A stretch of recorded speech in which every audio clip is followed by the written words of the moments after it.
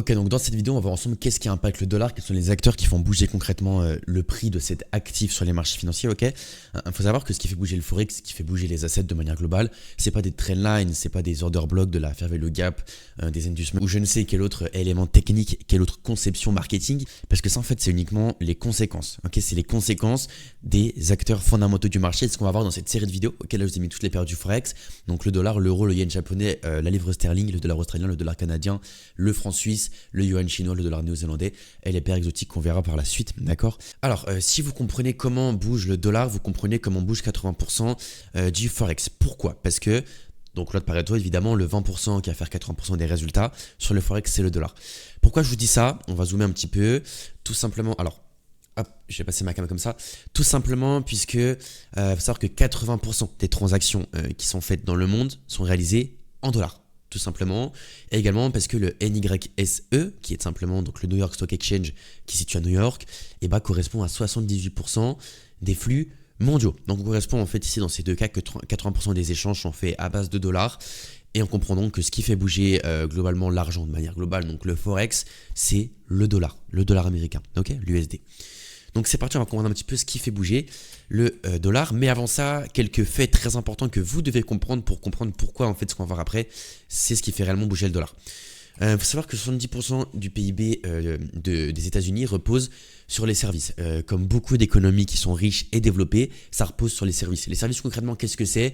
Ça va être la santé. Alors aux US, pourquoi est-ce que la santé compte beaucoup et rapporte beaucoup d'argent et constitue une bonne part du PIB? Tout simplement parce que là-bas en fait il n'y a pas de sécurité sociale. Ça veut dire que quand tu veux te faire soigner, tu dois payer et généralement les coûts sont extrêmement chers. Et ça c'est la raison majeure pour laquelle la santé fait partie des services.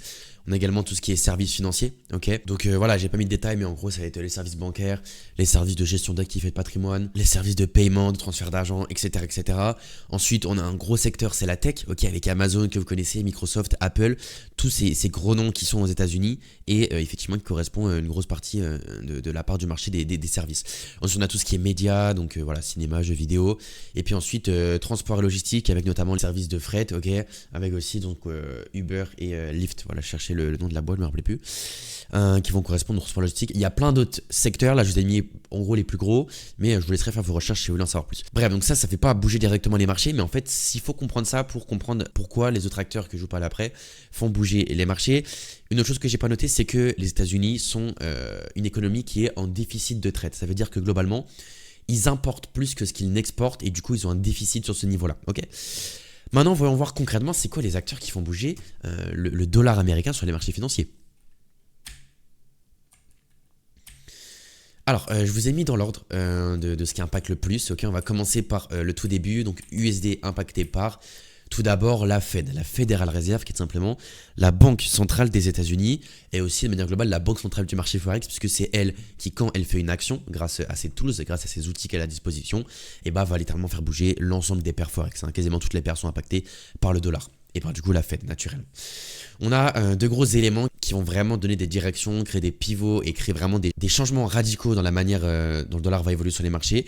On va voir les FOMC, ok. Donc le FOMC c'est quoi? Tout simplement le Federal Open Market Commodity. Donc en gros c'est le comité fédéral de l'Open Market. Et on a également les OMO qui sont les Open Market Operation, qui sont simplement les Open Market Operation. Donc en gros les opérations sur le marché ouvert, c'est quand la banque centrale va directement acheter des dollars.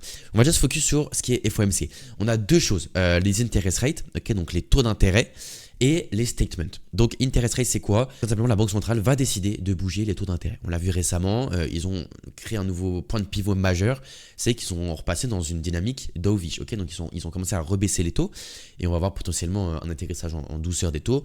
Mais pour le moment on a vu une baisse de 50 points et c'est un impact ultra important sur le dollar. Et donc ça, qu'est-ce que c'est comme impact si on retourne directement sur le dollar, qu'on se met dans un UT un peu plus faible? Alors, tout simplement si on regarde précisément le digital c'est ici.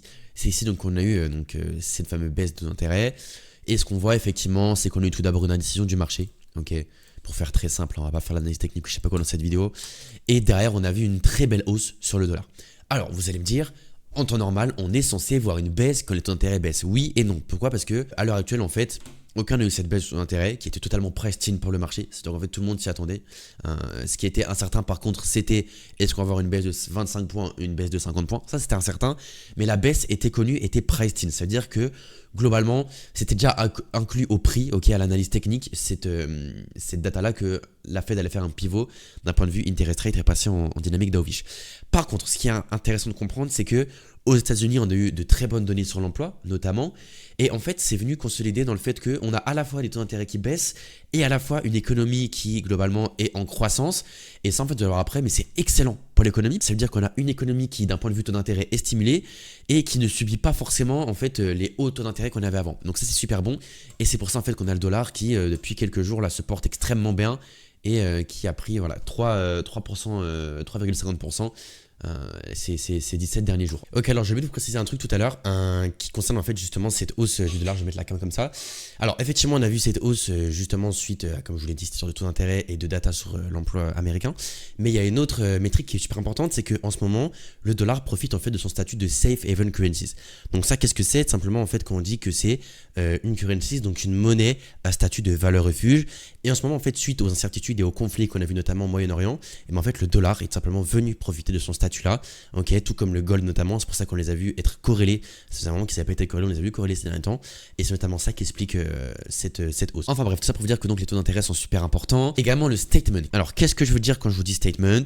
Ça, en gros, ça va être simplement la minute FOMC. Donc quand simplement Jérôme Powell et les membres de la Fed, en fait, la Fédérale Réserve, vont parler et donner leur avis sur leurs projections économiques pour la suite. Est-ce qu'ils voient plutôt une continuité de la baisse? Est-ce qu'ils voient plutôt maintenir suite à cette baisse les taux, potentiellement être ouvert à réaugmenter les taux par la suite? Est-ce qu'ils pensent que l'inflation va baisser? Est-ce qu'ils sont confiants dans la baisse de l'inflation? Est-ce qu'ils sont incertains? Comment ils voient la croissance économique? Alors, de manière globale, ils vont être très... Voilà, leur idée en fait, c'est le but même de la Fédérale Réserve et des banques centrales, il faut se le mettre en tête, c'est, ils ont deux targets, avoir une économie qui est stable et avoir une inflation qui est sous les 2%, d'accord? Tout en gardant une croissance économique de manière globale. Et donc leur but en fait dans les FOMC et dans les moments où ils vont parler dans les statements, ça va être de provoquer pas beaucoup de volatilité et de rassurer entre guillemets les investisseurs.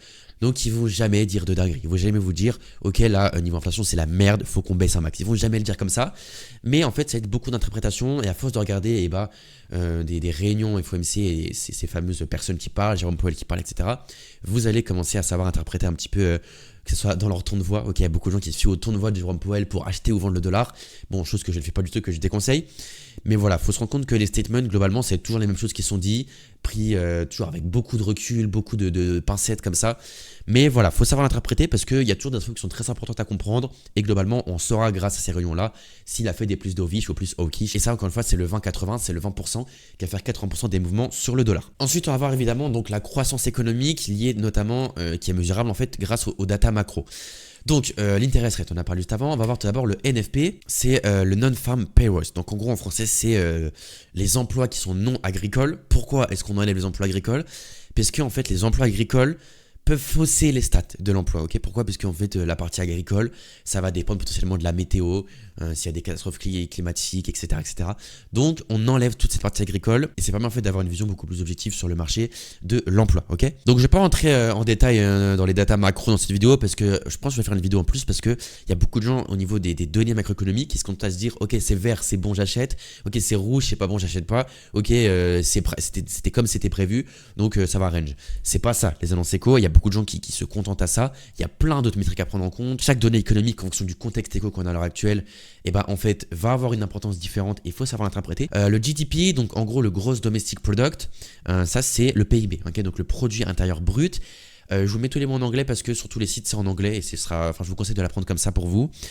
Et donc en gros bah voilà c'est la richesse du pays. Les retail sales, ça c'est du côté particulier, ok, c'est comme qu'on dit les traders retail, c'est les traders particuliers. Et bah les retail sales c'est pareil, c'est les ventes aux particuliers. Et voilà il y a une notion en finance qui est super importante et en économie qui est super importante à comprendre, c'est que bah les dépenses des uns sont le salaire des autres. Et donc si les retail sales augmentent et donc si les retail sales augmentent, donc si les ventes aux particuliers augmentent, ça veut dire qu'il y a des personnes qui gagnent plus d'argent. Et si des personnes gagnent plus d'argent, c'est-à-dire qu'elles dépensent plus. Que comme on le sait, bah le PIB des États-Unis est principalement fait sur les services et globalement les gens ils dépensent dans quoi? Dans des services. Donc si les retail sales augmentent, et bah les dépenses augmentent, elles vont dans les services et si les services augmentent, ça va dans le Gross Domestic Product, donc le PIB. Et quelle est la métrique la plus importante pour savoir si un pays est en croissance? Et bien simplement c'est le PIB. Donc voilà, ayez toujours cette lucidité pour correctement interpréter les datas macro et faire le lien entre les différentes. Mais globalement la retail sales ça va vraiment être un bon indicateur de la santé économique du pays. Ensuite le CPI, donc le Consumer Price Index, en gros l'indicateur du prix consommateur en français, qui va venir nous mesurer l'inflation de manière globale. Ok, donc chaque année, on va avoir un panier moyen qui va être comparé d'année en année. Si l'année 1, ce panier moyen est de 100 $ et que l'année 2, ce panier moyen est de 105 $, si on avait les mêmes produits mais qu'il y a une différence de 5 $, l'inflation va être de 5%. Ok, et vous le savez, le but de la Fed, c'est d'avoir une inflation en dessous des 2%. Donc quand on a un CPI qui est au-dessus des 2%, on va se situer dans un moment où les investisseurs vont penser que la Fed va augmenter son intérêt, donc elle va être plutôt hawkish. Si on est plutôt en dessous ou simplement que le CPI baisse par rapport à avant, on va être plutôt dovish et ça va être plutôt négatif pour l'économie, enfin pour le dollar sur les marchés financiers. Ok, bon, je parle assez vite parce que j'ai beaucoup d'infos à vous donner, mais j'en profite si vous avez des questions, vous n'hésitez pas à m'envoyer un message directement sur Instagram. Et donc d'ailleurs, j'en profite si jamais vous voulez passer vraiment un step dans votre trading, que vous avez pour but de vraiment générer de l'argent avec, et même voir en vivre, vous pouvez prendre un appel complètement gratuit avec moi. C'est un appel où voilà, pendant 10-30 minutes en fonction de chacun, on va prendre le temps vraiment de voir ensemble quel est le meilleur plan qui pourrait vous aider niveau trading, que je puisse un petit peu vous partager mes stratégies, enfin ma stratégie, mon plan de trading, vous expliquer un petit peu les conseils que je pourrais vous donner. Et voilà, vous pourrez me partager votre situation et je pourrais vous dire selon moi pourquoi vous n'êtes pas encore rentable. Et pareil, si vous avez des questions, vous pourrez me les poser directement. Donc n'hésitez pas, c'est un appel complètement gratuit. À l'heure actuelle, c'est encore moi qui prends mes appels, donc profitez-en, bientôt ce sera plus le cas. Donc voilà, pour ceux qui veulent vraiment passer un step dans leur trading et commencer à être réellement rentable, on se retrouve de l'autre côté et on reprend directement la vidéo, ok? Donc du coup, le prochain élément, la prochaine métrique, ça va être les Treasury Yields. Donc ça, en gros, c'est simplement être les rendements des obligations du trésor américain. Alors encore une fois, je n'ai pas entré dans les détails de qu'est-ce que c'est que les Treasury Yields dans cette vidéo, puisque je pense... Alors on va juste remettre la caméra. Je pense vous refaire une vidéo qui détaille vraiment c'est quoi un treasury yield, qu'est-ce que c'est que les USD yield et comment on peut simplement les utiliser sur les marchés financiers pour donner de très bons indices. Mais en gros, ce qu'il faut retenir, c'est qu'on a une corrélation super importante entre les treasury yields et le dollar américain. On va sur le graphique pour vous montrer ça directement, ce sera plus concret. Si je prends tac mon indice, alors on va supprimer ça, bim. Si je prends directement mon DXY, ok, qui est donc l'indice intrinsèque du dollar américain, et que je prends mon US 10 yield, nouvelle échelle de prix, on voit qu'on a une corrélation extrêmement forte, ok. Et ce qui est intéressant, c'est que des fois, on va avoir des décorrélations et c'est là qu'on va avoir de très bonnes opportunités. Et juste de manière globale, en fait, c'est encore une fois un indicateur de santé économique pour le pays. Et donc voilà, on a une super grosse corrélation et ça impacte énormément le dollar américain, ok. Et ensuite, on va avoir le risque puisque les US sont ce qu'on appelle une safe haven currency. Ça veut dire qu'en temps de crise, d'incertitude, de conflit armé, etc., le dollar va avoir tendance à prendre de la valeur. On l'a vu par exemple durant le Covid-19, le dollar a pris de la valeur. Alors c'est pas la safe haven currencies et en termes de puissance, on va dire, si je peux dire ça, de safe haven currencies, c'est pas la plus forte. Le franc suisse est devant, le gold est devant, le JPY est devant, mais en tout cas il a ce statut, il faut le prendre en compte. Et les métriques que vous devez prendre en compte, ça va être le VIX, donc le Volatility Index, et le S&P 500, qui vous permet un petit peu de mesurer si on est en période de risk on ou de risk off. Ensuite, on va voir également les facteurs géopolitiques. Et du coup, ouais, j'en profite. Le fait qu'on ait cette safe haven currencies, ça crée une corrélation très complexe avec le gold, puisque le gold est aussi une safe haven currencies, mais par définition, le gold et le dollar sont corrélés négativement. Donc si jamais on regarde l'indice intrinsèque de l'or et qu'on compare avec le dollar américain, on voit que de manière globale, en fait, on va avoir une corrélation négative. Comment on peut vraiment l'avoir de plus près? Tout simplement en allant juste ici, en faisant une petite formule, si ça veut bien, qui est 1 divisé par DXY. Et on va voir naturellement que, on voit de manière globale qu'en fait c'est ultra corrélé, là c'est complètement corrélé, là c'est complètement corrélé, ok. Et ce qu'on a vu ces derniers temps, c'est quoi? C'est une décorrélation. Et pourquoi on a eu cette décorrélation? Ce qui est super rare. Donc là, vu que j'ai fait fonction inverse, ça veut dire qu'en réalité, là les deux montent en même temps, ok. Si je remets le DXY normal, regardez, tac, on voit que directement là les deux montent en même temps. Pourquoi? Parce que justement, à l'heure actuelle, le dollar est en train de reprendre son statut de safe haven currencies et on voit de l'argent qui va et on voit des flux qui vont et dans le gold et dans le dollar parce qu'on est dans un moment un petit peu d'incertitude. Et donc, c'est pour ça qu'à l'heure actuelle, on a revu cette corrélation positive entre l'or et le dollar parce qu'on a vu en fait un flight to safety. Ça veut dire que les investisseurs placent leur argent dans des devises qui sont sécurisées pour plein de raisons. Je ne pourrais pas tout vous détailler ici, mais en gros, parce qu'on a déjà des conflits au Moyen-Orient et parce que dans d'autres économies comme la Chine, on avait un petit peu une dégradation économique se faire voir. Ok. Enfin bref, c'était pour la corrélation gold et dollar. Et dernier élément, ça va être la géopolitique. Donc géopolitique, ça va être donc les conflits armés, ok, qui vont fortement impacter. Donc tout ce qui est politique de manière globale, ok aussi. On va voir également la Chine, puisque faut savoir que les États-Unis importent énormément de Chine, ok. Donc, environ 20% des importations viennent de la Chine. Donc forcément, s'il y a des galères en Chine, il y aura des galères aux États-Unis. Également du Canada, parce que les États-Unis exportent 20% de leurs exportations au Canada et importent entre 50 et 60% de leur pétrole du Canada, encore une fois. Et donc forcément, si c'est égal au Canada, il y aura forcément de grosses complications aux États-Unis. Surtout que vous le savez, on est sur une économie qui marche sur les services.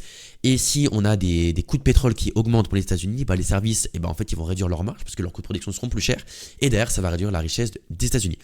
Et il me semble qu'on a fait le tour. Donc voilà, ça c'est tous les différents éléments qui impactent les États-Unis. J'espère que c'est clair pour vous. Si vous avez des incompréhensions, des questions, venez directement me les poser sur Instagram. Vous pouvez encore une fois réserver un appel 100% gratuit avec moi, le lien est dans la bio. On pourra faire un point sur vous, votre situation, comment faire pour que vous puissiez devenir rentable au plus vite en trading forex et quels sont selon moi les tips et les méthodes que je pourrais vous donner gratuitement pour que vous puissiez réellement progresser rapidement. Et pareil, vous avez mon Telegram gratuit en description et mon Instagram. Donc je vous conseille de me suivre sur tous ces réseaux-là. Vous avez plein de valeurs et du coup, on se retrouve très bientôt pour la prochaine vidéo qui vous expliquera un petit peu quels sont les acteurs qui font bouger l'euro sur les marchés financiers. Et de manière globale, on analysera un petit peu l'Union européenne et sa devise. Je vous dis à très bientôt, c'était Thomas.